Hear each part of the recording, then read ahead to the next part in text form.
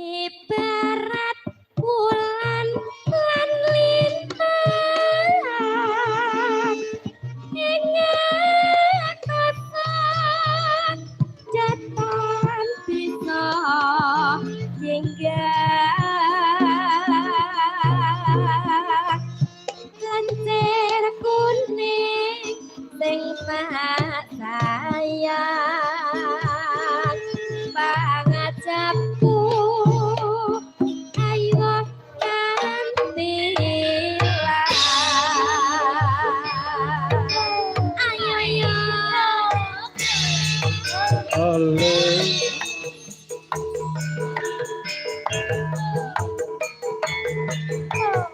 yo oh yo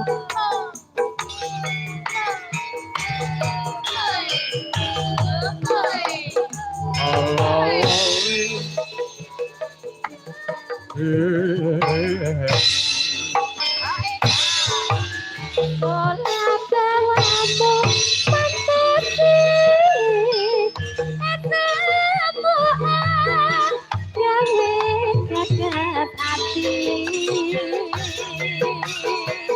Wong bagus lentir putih Pangrasaku mau pengen jadi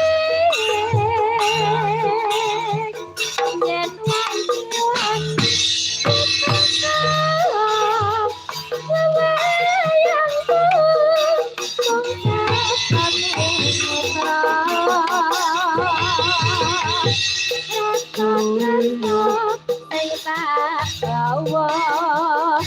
Aduh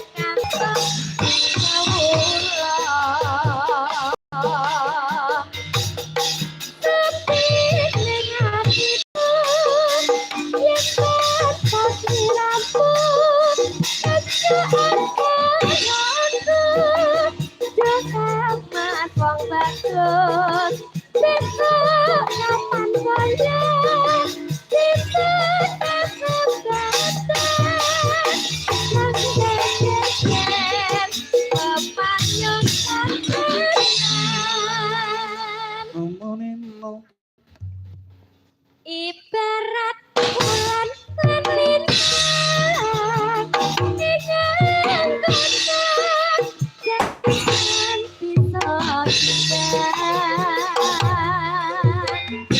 Antar kuning sing sayang pangajapku ayo nganti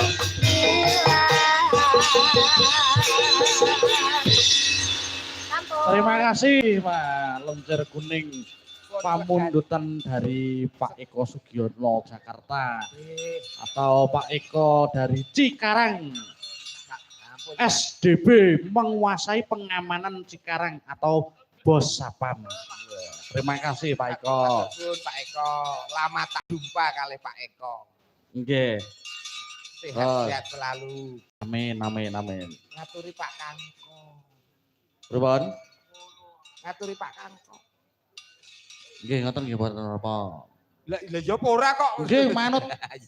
Nggih. Setidaknya kan wong menghormati kerso berkahi ya, betul. Menyempatkan diri loh beliau sama ibu lah ya. Pertama meneh aku yo mbiyen wis tau suwita ning gone Pak Kangko. Oh ngoten. Wuluh, jan pirang-pirang tahun aku ning suwita nggone Pak Kangko ki pirang-pirang tahun nganti nabrakno Pajero wis tau. Liyen. Liyen. Heeh. Dan diatur ini enggak? Ayo monggo. Heeh.